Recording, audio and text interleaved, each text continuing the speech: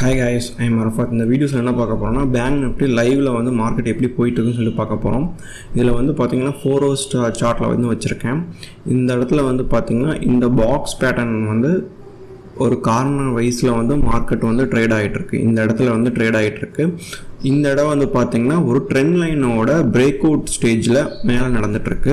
இந்த இடத்துல வந்து மார்க்கெட் எப்படி நடக்கலான்ட்டு நம்ம பார்க்க ஆரம்பிக்கலாம். கொஞ்சம் ஜூம் இன் பண்ணி டைம் ஃப்ரேம் வந்து நம்ம வந்து 1 hour சேஞ்ச் பண்ணிக்கலாம். இப்போ எப்படி இருக்குன்னு சொல்லி பார்க்கலாம்.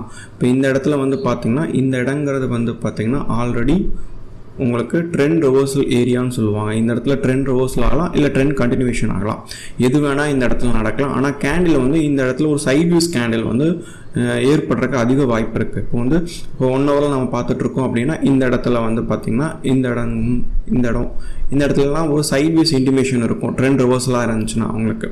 இப்போ இந்த இடத்துல நம்ம பார்த்தோம் அப்படின்னா சப்போஸ் ட்ரெண்ட் ரிவர்சல் ஆக போகுது அப்படின்னா உங்களுக்கு 15 minutesல 5 minutesல இல்லை 3 minutesல வந்து ஒரு சைட்வேஸ் ஒரு கேண்டில் ஸ்டிக்காக போயிட்டுருக்கும். உங்களுக்கு இந்த கேண்டிலும் பார்த்தீங்கன்னா இன்னைக்கு காலையிலே ஓப்பனே பார்த்தீங்கன்னு வச்சுங்களேன், ஓப்பன் ஓட கேண்டில் 5 minutes கேண்டிலும் 3 minutes கேண்டிலும் லோவும் வந்து பார்த்தீங்கன்னா பிரேக் அவுட் ஆகாமே இருக்குது. இப்போ இந்த ஜோனுக்குள்ளேயே தான் மார்க்கெட் வந்து நடந்துகிட்ருக்கு. இப்போ இந்த இடம் பார்த்தீங்கன்னா உங்களுக்கு இந்த ஜோன்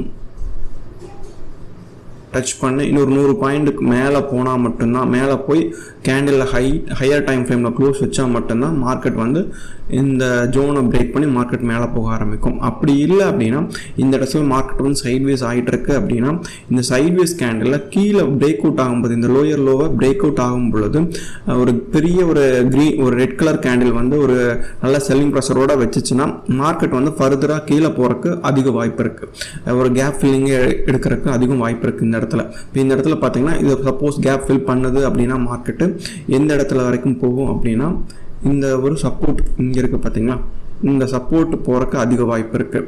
அப்படி இல்லை அப்படின்னா கேப் ஃபில்லிங் நடக்கிறதுக்கு அதிக வாய்ப்பு இருக்குது. இப்போ இந்த இடம் தான் உங்களுக்கு ஒரு அதிக டைம் வந்து இந்த டச் பண்ணி தான் உங்களுக்கு போயிருக்கு.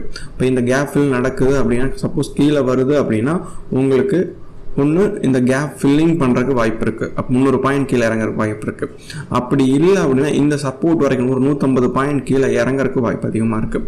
அப்படி இல்லை அப்படின்னா உங்களுக்கு இந்த ட்ரெண்ட் லைன் பிரேக் பண்ணியிருக்கிறதுனால இந்த இடத்துல ஒரு சைட்வேஸ் இன்டிமேஷன் போட்டுட்டு உங்களுக்கு இந்த ஜோனுக்கு மேலே போனதுக்கப்புறம் நம்ம பையிங் ஆப்பர்ச்சுனிட்டி நம்ம எடுக்க ஆரம்பிக்கலாம். இந்த பாக்ஸ் பேட்டர்னை வந்து பிரேக் பண்ணணும். உங்களுக்கு மார்க்கெட் பிரேக் பண்ணதுக்கப்புறம் தான் மார்க்கெட்டில் பையிங் எடுக்க ஆரம்பிக்கணும்.